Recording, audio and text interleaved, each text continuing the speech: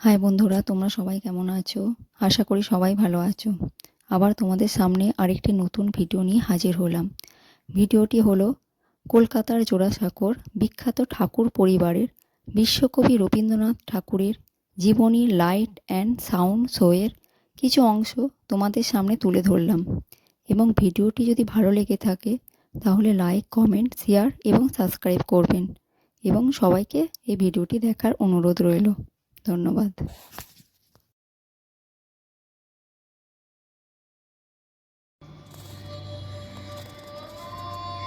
শতাব্দীর ক্রান্তিকাল, বঙ্গভঙ্গের বিপুল উন্মাদনায় স্বদেশের আহ্বান।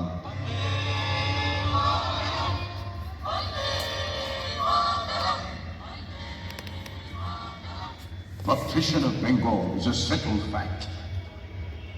1905 বঙ্গভঙ্গ আন্দোলনের বিরুদ্ধে যখন গর্জে উঠল দেশ,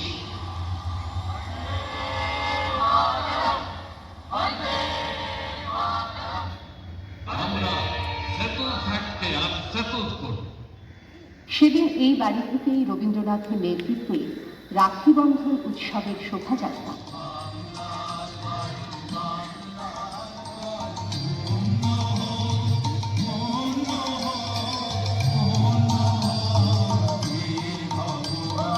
রবীন্দ্রনাথ চলেছেন গান গেয়ে, সঙ্গে দীনেন্দ্রনাথ, রামেন্দ্র সুন্দর ত্রিবেদী, ঠাকুর বাড়ির ছেলেরা।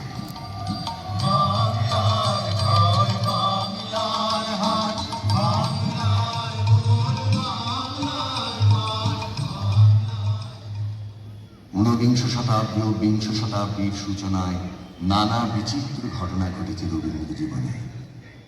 একদিকে পর পর ব্যক্তিগত শোকের আঘাত, আবার আর একদিকে নিজের সৃষ্টির বাঁধ ভাঙা স্রোত। 1902 শেষ নিঃশ্বাস ত্যাগ করলেন কবিপত্নী মৃণালিনী দিদি।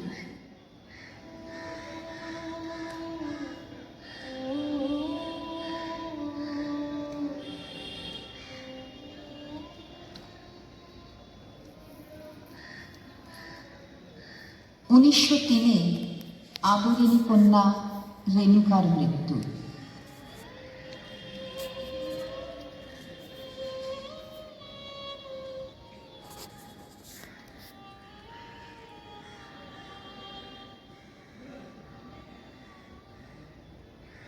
উনিশশো 1905 মহর্ষি ভবনের প্রাণ পুরুষ দেবেন্দ্রনাথের প্রয়াণ।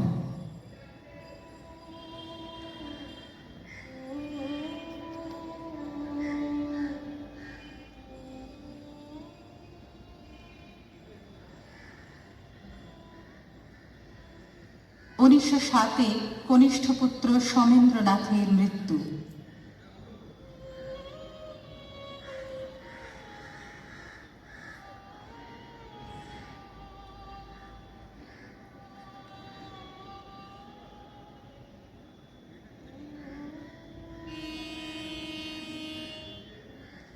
রবীন্দ্রনাথ এখন শান্তিনিকেতন বিদ্যালয়কে বিশ্বভারতীতে রূপান্তরের সাধনায় নিমগ্ন।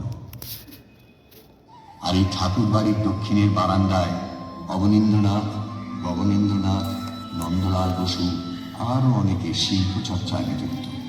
সেখানে হ্যাভেল সাহেব, আনন্দ কুমার স্বামী, ভগিনী নিবেদিতা, জাপানি চিত্রশিল্পীদের জায়গা।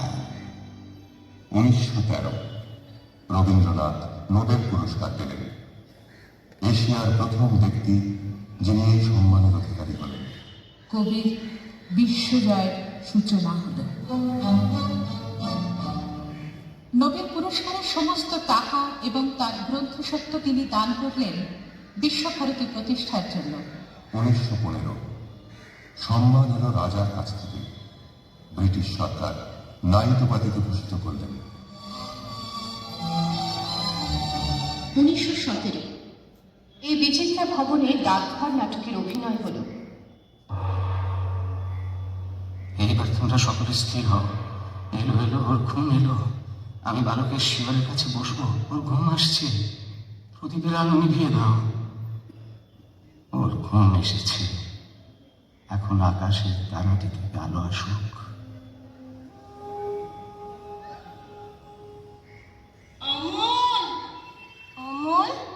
ও ঘুমিয়ে পড়েছে। আমি যে ওর জন্য ফুল এনেছি, ওর হাতে কি দিতে পারবো না? আচ্ছা দাও তোমার ফুল। অভিনয় শেষে সকলে একে একে উঠে আসছেন। শুধু গান্ধীজি মুদ্রিত নেত্রে বসে আছেন, নিস্তব্ধ, চোখে তার জল।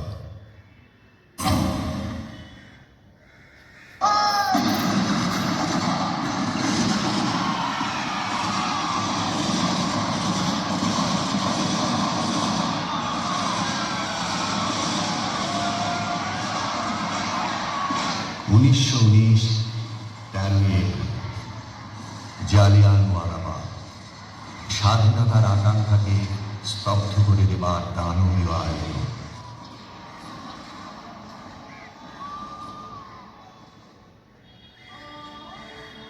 মনুষ্যত্বেরই চরম অবমাননায় তপ্ত হয়ে গেলেন কবি।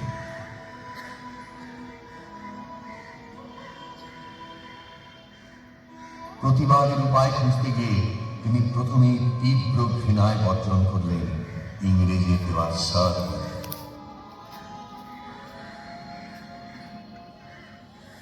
বারবার রাষ্ট্রনায়করা ছুটে এসেছেন কবির কাছে পরামর্শের জন্য। এসেছেন সুভাষচন্দ্র, জওহরলাল, মোহনদাস করমচাঁদ গান্ধী, যিনি গুরুদেব বলে ডাকলেন রবীন্দ্রনাথকে। আর রবীন্দ্রনাথ তাকে বললেন, যদি আলো না ধরে ওরে রে ও ভবা, আলো না ধরে, যদি ঝড় বাদলে আধার রাতে দুয়ারটায় খাবে, তবে বজ্রা দলে আপন বুকে পাঁজর জ্বালিয়ে রে একটা জ্বলরে যদি করে। লোকমান্য তিলক তাকে প্রেরণা দেন ভারতের দূত হয়ে বিদেশে যেতে। ভারতের কথা শোনালেন পৃথিবীকে, আর পৃথিবী মানুষের নানা কীর্তি ও ধ্বংস দুই দেখলেন। পদানত মানুষের বিপুল উত্থান ও জয়যাত্রাও প্রত্যক্ষ করলেন।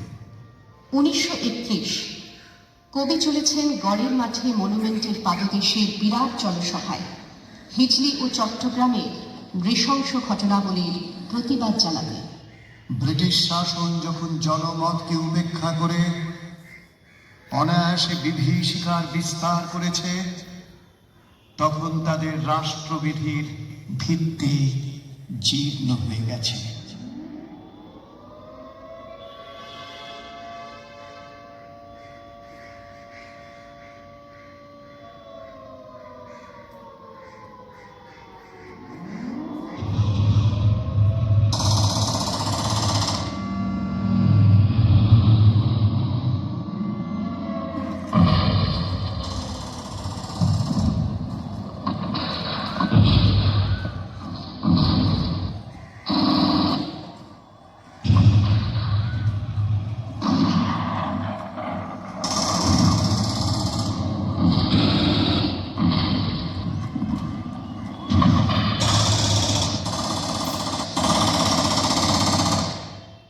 নাগিনীরা চারিদিকে ফেলিতেছে বিষাক্ত নিঃশ্বাস, শান্তির ললিত বাণী শোনাই কি ব্যর্থ পরিহাস।